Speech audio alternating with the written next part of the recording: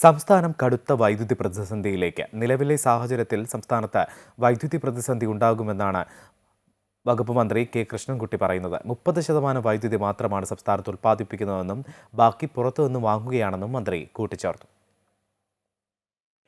മഴക്കുറവും ജലലഭ്യതക്കുറവും സംസ്ഥാനത്ത് ചെറുതല്ലാത്ത വൈദ്യുതി പ്രതിസന്ധിയാണ് ഉണ്ടാക്കിയത്. വേനൽ കടുക്കുന്ന സാഹചര്യത്തിൽ പ്രതിസന്ധി കൂടുതൽ രൂക്ഷമാകുമെന്ന് വൈദ്യുതി മന്ത്രി കെ കൃഷ്ണൻകുട്ടി പറഞ്ഞു. ആവശ്യമായ വൈദ്യുതിയുടെ 30% മാത്രമാണ് കേരളത്തിൽ ഉത്പാദിപ്പിക്കുന്നത്. ബാക്കി പുറത്തുനിന്ന് വാങ്ങുകയാണ്. പീക്ക് അവറിൽ വൈദ്യുതി ഉപയോഗം കുറയ്ക്കാൻ ജനങ്ങൾ തയ്യാറാവണമെന്നും മന്ത്രി കൂട്ടിച്ചേർത്തു.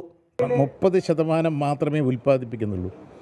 ബാക്കി 80-20% ആയിട്ടില്ല. എന്താ വെച്ചാൽ മഴയില്ലാത്ത ഷോർട്ടേജ് വല്ലാതെ വന്നിട്ടുണ്ട്. നമ്മളെ നല്ലതായി ബാധിച്ചിട്ടുണ്ട്. അപ്പോൾ അത് പുറത്തുനിന്ന് വാങ്ങിക്കുകയാണ്. പുറത്തുനിന്ന് വാങ്ങിക്കുമ്പോൾ അവർ പറയുന്ന വില തന്നെ കൊടുക്കേണ്ടി വരില്ല. വേനൽ കുറച്ച് ഉപയോഗം കൂടും. ഇതറിച്ചും ചെറിയ ക്രൈസിസിലേക്ക് വരാനാണ് സാധ്യത. എല്ലാവരും ഉപയോഗത്തിൽ ഒരു സ്വയം നിയന്ത്രണിച്ചാൽ നമുക്ക് ഇല്ലാതെ കൊണ്ടുപോകാനാണ് സാധിക്കുന്നതാണ് എൻ്റെ വിശ്വാസം.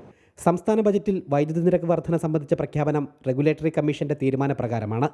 സംസ്ഥാനത്ത് ഹൈഡ്രോ ഇലക്ട്രിക് പ്രോജക്റ്റുകൾ ആരംഭിക്കാൻ നിരവധി എതിർപ്പുകളാണ് വിലങ്ങുതടിയാവുന്നതെന്നും മന്ത്രി ചൂണ്ടിക്കാട്ടി. അമൃത ന്യൂസ്, പാലക്കാട്.